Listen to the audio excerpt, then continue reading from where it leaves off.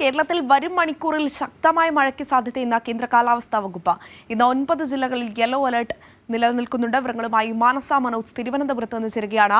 മാനസ, ശക്തമായ മഴ വേനൽക്കാലത്ത് ആശ്വാസമായി വേനൽ മഴ എത്തുന്നു. 2 ദിവസങ്ങളിലായി കേരളത്തിൽ മഴയുടെ സാഹചര്യം നിലനിൽക്കുകയാണ്. ഇപ്പോൾ 9 ജില്ലകളിൽ യെല്ലോ അലർട്ട് പ്രഖ്യാപിച്ചിരിക്കുകയാണല്ലേ? തീർച്ചയായും അഞ്ജന സൂചിപ്പിച്ചതുപോലെ തന്നെ വരും ദിവസങ്ങളിലും അതോടൊപ്പം തന്നെ വരുന്ന മണിക്കൂറുകളിലും ശക്തമായ മഴയ്ക്ക് തന്നെയാണ് സാധ്യത എന്നാണ് കേന്ദ്ര കാലാവസ്ഥാ വകുപ്പ് വ്യക്തമാക്കുന്നത്. ഇന്ന് അല്പസമയം മുൻപാണ് 9 ജില്ലകളിൽ യെല്ലോ അലർട്ട് പ്രഖ്യാപിച്ചത്. വരുന്ന മണിക്കൂറുകളിൽ ശക്തമായ ഇടിമിന്നലോടുകൂടിയ മഴയ്ക്കായിരിക്കും സാധ്യത എന്നും കേന്ദ്ര കാലാവസ്ഥാ വകുപ്പ് വ്യക്തമാക്കുന്നു. തെക്കൻ ജില്ലകളിൽ മാത്രമായിരുന്നു കഴിഞ്ഞ ദിവസങ്ങളിലൊക്കെ മഴ ലഭിച്ചിരുന്നതെങ്കിൽ വരും ദിവസങ്ങളിൽ അത് വടക്കൻ ജില്ലകളിലേക്കും കൂടി വ്യാപിക്കും എന്ന മുന്നറിയിപ്പാണ് കേന്ദ്ര കാലാവസ്ഥാ വകുപ്പിൽ നിന്നും വ്യക്തമാകുന്നത്.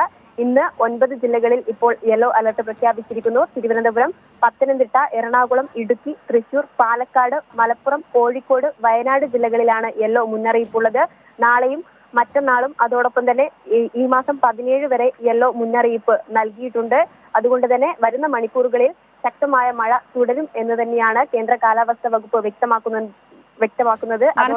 എന്തായാലും സംസ്ഥാനത്ത് മഴ തുടരുന്ന ഒരു സാഹചര്യമാണുള്ളത്. കഴിഞ്ഞ കുറേ ദിവസങ്ങളിലായി, ഒരു 2-3 ദിവസമായി വേനൽ മഴ ആശ്വാസമായി എത്തിയിരുന്നു. ഇപ്പോഴിതാ ഒരു മണി തൊട്ട് ആകാശമാകെ മൂടിക്കെട്ടിയ ഒരു സാഹചര്യമാണ് ഉണ്ടായിരുന്നത്. ഇപ്പോൾ കേന്ദ്ര കാലാവസ്ഥാ വകുപ്പിന്റെ മുന്നറിയിപ്പ് എത്തിയിരിക്കുകയാണ്. കേരളത്തിൽ വരുന്ന മണിക്കൂറുകളിൽ മഴ തുടരും എന്നാണ്, ശക്തമായ മഴയുണ്ടാകും എന്ന് തന്നെയാണ് അറിയിക്കുന്നത്.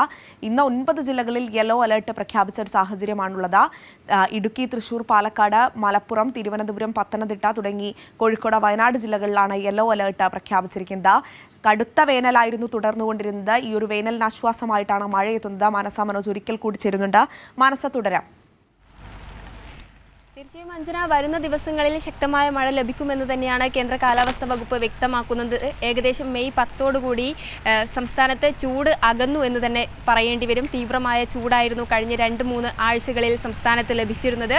എന്നാൽ ആ ചൂടിന് നല്ല രീതിയിൽ തന്നെ ശമനമുണ്ടായിരിക്കുന്നു. വരുന്ന ദിവസങ്ങളിലൊക്കെയും ശക്തമായ ഇടിമിന്നലോട് കൂടിയ മഴയ്ക്കാണ് സാധ്യത എന്നും പറയുന്നു.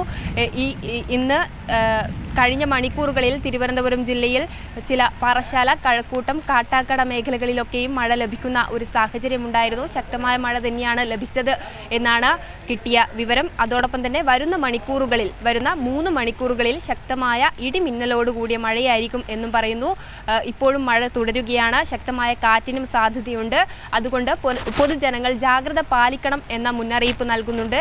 അതോടൊപ്പം തന്നെ ഈ മാസം മെയ് 17 വരെയാണ് യെല്ലോ മുന്നറിയിപ്പ് കേന്ദ്ര കാലാവസ്ഥാ വകുപ്പ് അല്പസമയം മുൻപ് പ്രഖ്യാപിച്ചിരിക്കുന്നത്.